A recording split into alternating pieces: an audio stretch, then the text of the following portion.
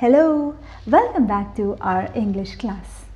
In my first video regarding the tips to improve your English speaking skills, I had told you about the importance of thinking in English.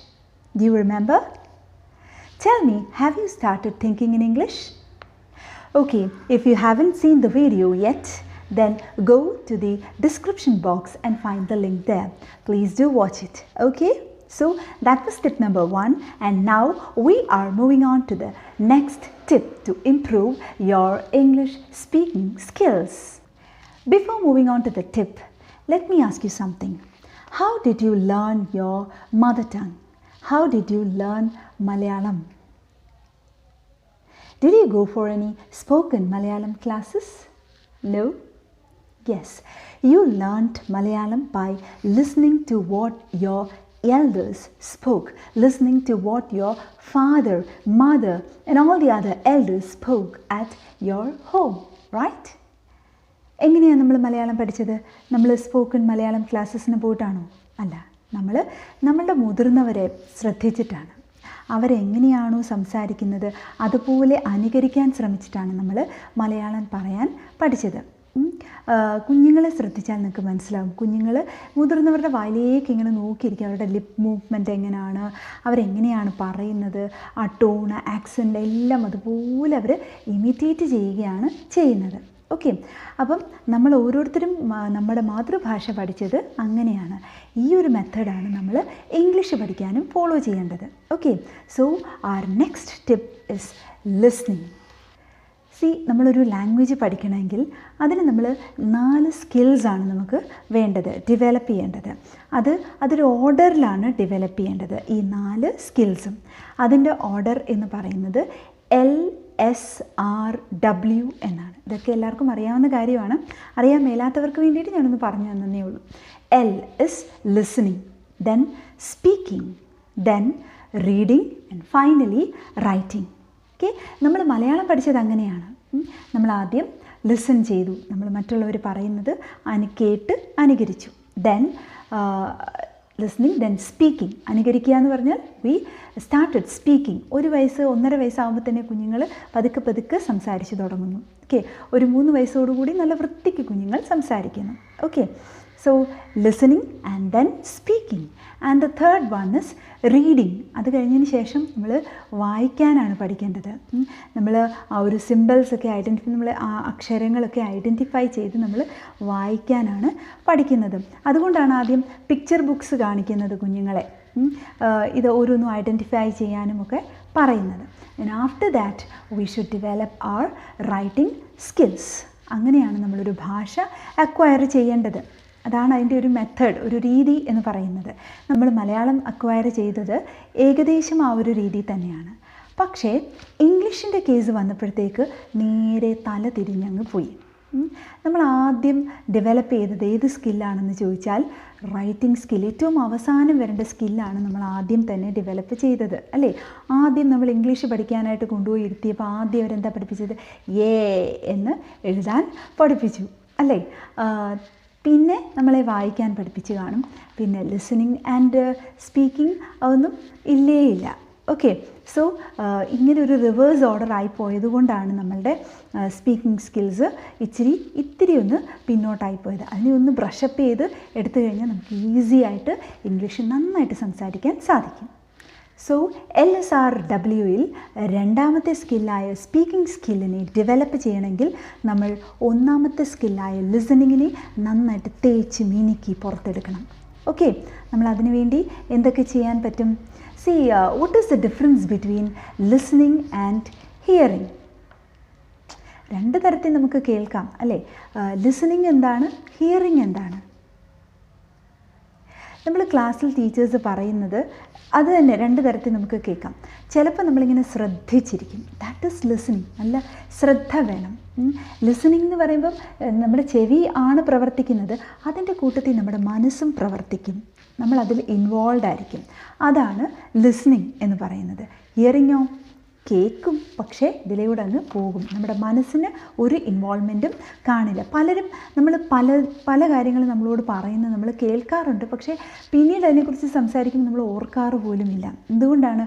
V didn't listen with our mind. നമ്മൾ mindful ആയിരുന്നില്ല ആ സമയത്ത്, നമ്മൾ കേട്ടില്ല, നമ്മൾ ശ്രദ്ധിച്ചില്ല. അതാണ്, കേട്ടു പക്ഷേ ശ്രദ്ധിച്ചില്ല. ആ ശ്രദ്ധയുണ്ടെങ്കിൽ മാത്രമേ നമുക്ക് ഇംഗ്ലീഷ് ഡെവലപ്പ് ചെയ്യാൻ പറ്റത്തുള്ളൂ. ചുമ്മാ കേട്ടുകൊണ്ടിരുന്നാൽ പോരാ. പാട്ടുകളാണെങ്കിലും അല്ലേ, നമ്മൾ ചിലപ്പം ഹെഡ്സെറ്റ് ഒക്കെ വെച്ച് നന്നായിട്ട് പാട്ട് കേൾക്കുമായിരിക്കും. ഈ പാട്ട് കേൾക്കുന്നതും ചിലപ്പം അതിൻ്റെ ലിറിക്സൊക്കെ ഒന്ന് മനസ്സിലാക്കി കേൾക്കുമ്പോഴത്തേക്ക് നമുക്ക് നല്ലൊരു ഫീൽ ഉണ്ടാവാറുണ്ട്. അതേസമയം ചിലപ്പോഴാണെങ്കിൽ നമ്മൾ ചുമ്മാ ഇങ്ങനെ കേട്ടുകൊണ്ടിരിക്കും, വേറെ വല്ല പണിയിലും ഇൻവോൾവ് ആയിരിക്കും ആ സമയത്ത്, അല്ലേ? നമ്മുടെ മനസ്സ് വേറെ എവിടെയെങ്കിലും ആയിരിക്കും ആ സമയത്ത്. അപ്പം that is the difference between listening and hearing. So in this case you have to put your mind, നമ്മളെ മുഴുവൻ അതിനകത്ത് ഇൻവോൾവ് ആയിട്ട് വേണം നമ്മൾ ലിസൺ ചെയ്യാനായിട്ട്. ഇംഗ്ലീഷ് സ്പീക്കിംഗ് സ്കിൽ ഇംപ്രൂവ് ചെയ്യണം എന്നുള്ള ഒരു ഉദ്ദേശം ഉണ്ടെങ്കിൽ. Okay, see, when we listen to good English, we are going through a lot. നമ്മൾ അറിയാതെ തന്നെ ഒരുപാട് കാര്യങ്ങളിലൂടെ നമ്മൾ കടന്നു പോവുകയാണ് നല്ല English കേൾക്കുമ്പോഴത്തേക്ക്. we get a lot of vocabulary. നമുക്ക് പുതിയ പുതിയ വാക്കുകൾ ഒരുപാട് കിട്ടുന്നു, ഒരുപാട് എക്സ്പ്രഷൻസ്, അതിൻ്റെ യൂസേജ് ഒക്കെ കിട്ടും. നമ്മൾ അറിയാതെ തന്നെ നമ്മുടെ മനസ്സിൽ പതിഞ്ഞു പോവുകയാണ്. ഗ്രാമാറ്റിക്കൽ സ്ട്രക്ചേഴ്സ്, ഗ്രാമർ ഇൻറ്റേർണലൈസ് ചെയ്യാനായിട്ട് ലിസണിങ് സ്കിൽസ് ഒരുപാട് സഹായിക്കുന്നു. ഓക്കെ, ഞാൻ പറഞ്ഞിട്ടുണ്ട്, മലയാളം നമ്മൾ ഗ്രാമർ തെറ്റാതെ നമ്മൾ സംസാരിക്കുന്നതിൻ്റെ റീസൺ എന്ന് പറയുന്നത് മലയാളം ഗ്രാമർ നമ്മൾ അറിയാതെ തന്നെ ഇൻറ്റേർണലൈസ് ചെയ്തത് കൊണ്ടാണ്. അതുപോലെ ഇംഗ്ലീഷ് ഗ്രാമറും ഇൻറ്റേർണലൈസ് ചെയ്യാനായിട്ട് ഈ പറയുന്ന ലിസണിങ് ഒരുപാട് സഹായിക്കും. Okay, then we can listen to the intonation. Intonation എന്ന് പറഞ്ഞു കഴിഞ്ഞാൽ അവർ സംസാരിക്കുമ്പോൾ ഉണ്ടാകുന്ന ആ ഒരു ടോൺ വേരിയേഷൻ. റൈസിങ് ടോൺ കാണും, ഫോളിങ് ടോൺ കാണും, ഫോൾ റൈസ് ടോൺ കാണും, അങ്ങനെ പലതരത്തിലുള്ള ടോൺസ് ഉണ്ട്. അത് നമുക്ക് ശ്രദ്ധിച്ച് മനസ്സിലാക്കാനായിട്ട് സാധിക്കും if you listen to good English. Okay, example പറയുകയാണെങ്കിൽ hello baby, how are you? അത് തന്നെ നമ്മൾ when you meet an elderly person you can say hello sir, how are you? Or you can say oh I had a very sad day today. അതൊക്കെ ഓരോ സാഹചര്യങ്ങൾക്കനുസരിച്ച് നമ്മുടെ tone മാറിക്കൊണ്ടിരിക്കും. മലയാളത്തിലും അങ്ങനെയൊക്കെ തന്നെയാണ്, ബട്ട് ഇംഗ്ലീഷിൻ്റെ ഒരു ടോൺ വേരിയേഷൻ നമുക്ക് മനസ്സിലാക്കാനായിട്ട് you should listen to good English. ഒരേ സെൻറ്റൻസിനെ തന്നെ 3 തരത്തിൽ പറയാൻ പറ്റും. എൻ്റെ ഒരു സർ തന്നൊരു എക്സാമ്പിളാണ് പണ്ട്. ഞാനിവിടെ പറയാം. ദ ഗേൾ ഇസ് ബ്യൂട്ടിഫുൾ എന്നാണ് sentence. The girl is beautiful. ആ ഒരു സെൻറ്റൻസ് കേട്ടാൽ എന്ത് തോന്നും? The girl is beautiful. അതിനകത്ത് പ്രത്യേകിച്ചൊന്നുമില്ല, നല്ല സുന്ദരിയായ ഒരു പെണ്ണ്. Okay, then the girl is beautiful എന്ന് വെച്ചാൽ പെൺകുട്ടി സുന്ദരിയാണോ? ഒരു ക്വസ്റ്റ്യനാണ് അല്ലേ? Next, the girl is beautiful. അത് കേൾക്കുമ്പോഴോ, അതായത് അവൾ സുന്ദരിയാണ്, പക്ഷേ എന്തോ ഒരു പ്രശ്നമുണ്ട് അല്ലേ? So when the tone changes, the meaning changes. അപ്പോൾ നമ്മൾ വേർഡ് മീനിങ്ങിനെ മാത്രം ഡിപ്പെൻഡ് ചെയ്തുകൊണ്ടിരുന്നാൽ നമുക്ക് ആ ഒരു അവരെന്താ ഉദ്ദേശിക്കുന്നതെന്ന് നമുക്കൊരു പക്ഷേ മനസ്സിലാവത്തില്ല. So in order to understand that word meaning മാത്രം നോക്കിയിരുന്നാൽ പോരാ, we have to sharpen our ears and listen carefully. Okay, so listening കൊണ്ട് വേറെയും പല ഗുണങ്ങളുണ്ട്. Depending upon the content that we hear. നമ്മൾ ഇപ്പോൾ ന്യൂസാണ് കേൾക്കുന്നത്, അല്ലെങ്കിൽ ഒരു നല്ല ഡോക്യുമെൻ്ററിയാണ് നമ്മൾ കേൾക്കുന്നത്, അല്ലെങ്കിൽ ഹിസ്റ്ററിയോ അങ്ങനെ എന്താണ് നമ്മൾ കേൾക്കുന്നത്, അതനുസരിച്ച് we can develop our knowledge too. ഒരുപാട് ഇൻഫർമേഷൻ ഗ്യാദർ ചെയ്യാനായിട്ട് സാധിക്കും. Okay, then listening can be made a good hobby. ലിസണിങ്ങിനെ ഒരു നല്ല ഹോബിയാക്കി മാറ്റാൻ സാധിക്കും. പ്രത്യേകിച്ച് ഹോബിയൊന്നും ഇല്ലാത്തവരാണെങ്കിൽ എസ്പെഷ്യലി നല്ലൊരു ഹോബിയാണ് ലിസണിങ് എന്ന് പറയുന്നത്. നല്ലൊരു ഹെഡ്ഫോൺ നിങ്ങളുടെ ചെവിയിലേക്ക് തിരികെ വെച്ചിട്ട് ബാക്കിയെല്ലാം ഷട്ട് ഡൗൺ ചെയ്തിട്ട് നല്ല കോൺസെൻട്രേറ്റ് ചെയ്തിട്ട് വേണം, നമ്മൾ പറഞ്ഞല്ലോ മനസ്സുകൊണ്ട് വേണം നമ്മൾ ലിസൺ ചെയ്യാനായിട്ട്. അങ്ങനെ ലിസൺ ചെയ്യുകയാണെങ്കിൽ it can improve your concentration too. നമ്മൾ കുറേ ഇങ്ങനെ കേട്ടുകൊണ്ടിരിക്കുകയാണെങ്കിൽ നമ്മൾ അത്രയും നേരം അതിലേക്ക് മാത്രമാണ് നമ്മുടെ ഫോക്കസ് അല്ലേ? അപ്പോൾ നമ്മുടെ കോൺസെൻട്രേഷനും കുറച്ചുകൂടി ഇമ്പ്രൂവ് ചെയ്യും. അപ്പോൾ ഒരുപാട് ഗുണങ്ങളാണ് ലിസണിങ് കൊണ്ട്. ആദ്യം തന്നെ I won't recommend that you should listen to BBC news, അല്ലെങ്കിൽ നേറ്റീവ് സ്പീക്കേഴ്സ് സംസാരിക്കുന്നതൊക്കെ ആദ്യം തന്നെ കേൾക്കണം എന്ന് ഞാൻ വാശി പിടിക്കില്ല. ആദ്യം നമുക്ക് ബേസിക്സ് മുതൽ തുടങ്ങാം. ആദ്യം നമുക്കൊരു കാർട്ടൂൺ ചാനൽ കാണാം, അതായിരിക്കും ബെസ്റ്റ് എന്ന് പറയുന്നത്. കാർട്ടൂൺ ചാനൽ TV കാണണമെന്നില്ല. TV-യിൽ if you have this cartoon നെറ്റ്വർക്കിനകത്ത് ഇംഗ്ലീഷ് അവൈലബിൾ ആണെങ്കിൽ you can listen to those. നമുക്ക് ഈ ലിറ്റിൽ കൃഷ്ണ എന്നൊക്കെ പറഞ്ഞുകൊണ്ട് വരും, വളരെ രസകരമായിട്ട് നല്ല ഇംഗ്ലീഷാണ് അതിനകത്ത് യൂസ് ചെയ്യുന്നത്. നിങ്ങൾ അതൊക്കെ കേട്ടിരിക്കുക. അവരെ അതിനകത്തെ കൃഷ്ണനെയും രാധയും കൊണ്ടുകൊണ്ടിരിക്കാനല്ല പറയുന്നത്. You should listen. Chhota Bheem ഇതൊക്കെ ഇംഗ്ലീഷിൽ വരുന്നത് നിങ്ങൾ കാണണം. അല്ലാതെ കൊച്ചു TV-യിൽ വരുന്ന ഡോറ ബുജിയെ ഒന്നും കണ്ടുകൊണ്ടിരുന്നിട്ട് ഒരു കാര്യവുമില്ല മക്കളെ, കേട്ടോ. രസമാണ്, കുറച്ച് നേരം സമയമൊക്കെ പോകാനായിട്ട് നിങ്ങളത് കണ്ടോളൂ, നിങ്ങൾക്ക് അത്ര വലിയ ഡോറ ബുജി ഫാൻസ് ആണെങ്കിൽ. അല്ലാന്നുണ്ടെങ്കിൽ നിങ്ങൾക്ക് ഇതുപോലത്തെ ചാനൽ, അതെന്തിനാണെന്ന് ചോദിച്ചാൽ നമ്മൾ കേൾക്കാനാണ്, അല്ലാതെ അവരുടെ സൗന്ദര്യം കണ്ടുകൊണ്ടിരിക്കാനല്ല പറഞ്ഞത്, കേൾക്കുക. ഓക്കെ. പിന്നെ നിങ്ങൾ യൂട്യൂബിൽ സെർച്ച് ചെയ്താൽ കുറേ വീഡിയോസ് കിട്ടും, കിഡ്സിൻ്റെ കാർട്ടൂൺ, പ്രത്യേകിച്ച് ഈ ഒരു ട്രെയിനിങ്ങിന് വേണ്ടിയിട്ടുള്ള വീഡിയോസ് കിട്ടും വിത്ത് സബ് ടൈറ്റിൽസ്. അതായിരിക്കും ആദ്യം നല്ലത്. സബ് ടൈറ്റിൽസ് ഉള്ളത് നോക്കി കാണുകയാണെങ്കിലായിരിക്കും ആദ്യം അതായിരിക്കും നല്ലത്. നിങ്ങൾ ഹെഡ്ഫോൺ വെച്ച് നല്ലതായിട്ട് ശ്രദ്ധിച്ച് അവർ പറയുന്നതും അവരുടെ ടോണും അവരുടെ ആ ഒരു ആക്സെൻറ്റും ഒക്കെ ശ്രദ്ധിച്ച് നിങ്ങൾ അത് ഇംബൈബ് ചെയ്യുക. ഓക്കെ. പിന്നെ you can go for movies too. Movies എന്ന് പറയുമ്പോഴത്തേക്ക് ഓൾഡർ ഇംഗ്ലീഷ് മൂവീസ് കാണുന്നതായിരിക്കും ഒന്നുകൂടി ഞാൻ റെക്കമെൻഡ് ചെയ്യുന്നത്. കാരണം ആ സമയത്ത് കുറച്ചുകൂടി എന്താണ് പ്രൊനൗൺസിയേഷൻ ക്ലാരിറ്റി, കുറച്ചുകൂടി സ്ലോ പേസ് ആയിരുന്നു അവർ ഫോളോ ചെയ്തിരുന്നത്. അപ്പം നമുക്കൊന്നുകൂടി ഗ്രാസ്പ് ചെയ്യാൻ പറ്റും. അത് സെക്കൻഡ് സ്റ്റേജിൽ മതി മൂവീസ് കാണുന്നത്. Like My Fair Lady, The Sound of Music, Akeelah and the Bee, the Dead Poets Society, അങ്ങനെ കുറച്ച് മൂവീസുണ്ട്. അത് നിങ്ങളൊന്ന് കണ്ടാൽ നന്നായിരിക്കും. Okay. So promise me that from today onwards you will be listening to good English. Okay. So നമ്മുടെ first ഇയറിലെ first ചാപ്റ്ററിൽ ഒരു ക്വസ്റ്റ്യൻ ഉണ്ട്. Describe any of your experience, first experience on stage എന്നുള്ളത്. സി അതിനെ ബേസ് ചെയ്തുകൊണ്ട് I have an experience to share. Stage experience അല്ല, my first day at school. Okay, so just listen to my experience. I'm going to narrate the experience in English. Just listen to my experience and tell me whether you liked it or not. It all happened in my first standard. I was new to a school. See, I was not given the basic education of LKG and UKG, and I was directly admitted to a first standard. So that was my first day at school, school, new friends, new teacher. Everything was strange for me. Okay, I took one of the seats and I got settled there. Then the class teacher came and we all stood up and wished her. She was a very beautiful lady with a very pleasing smile, and she wrote on the blackboard, "My name is," and then she put a big dash. My name is dash. Okay, then she handed over a piece of paper to each of us.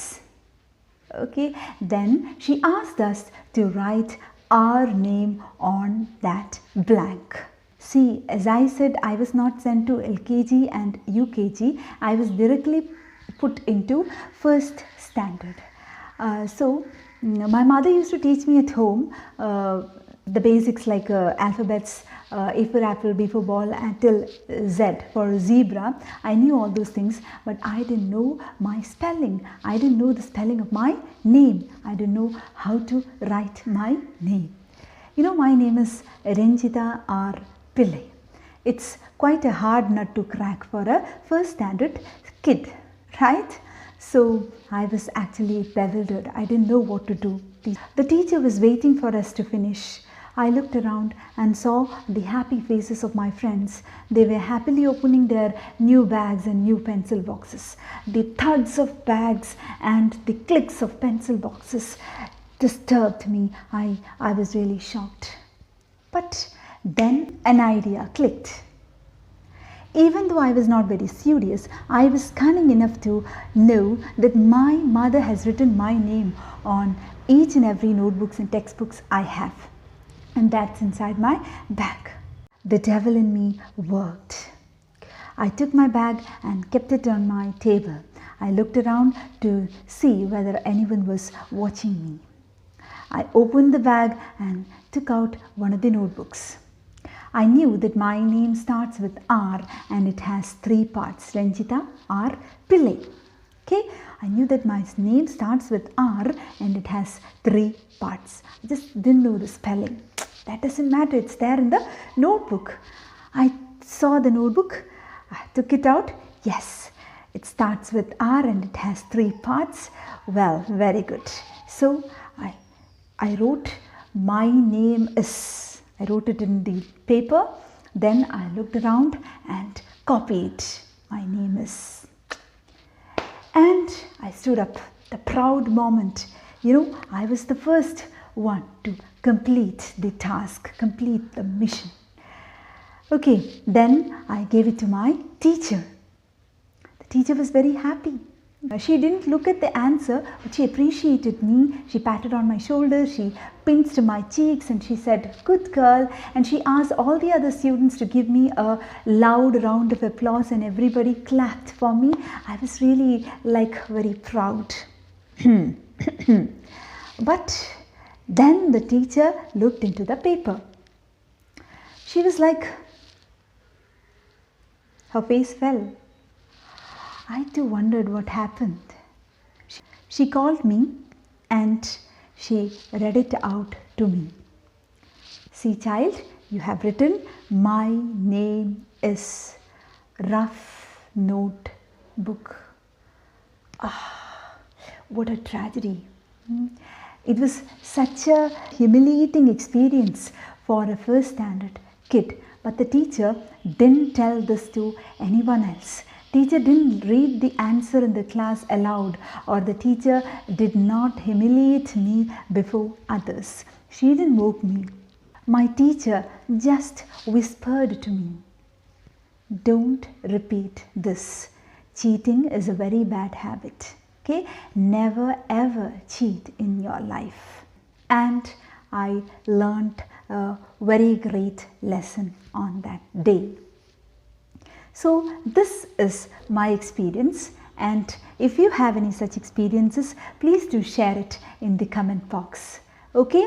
So follow tip number 2 and don't forget about tip number 1, thinking in English and listening to good English. So bye, see you.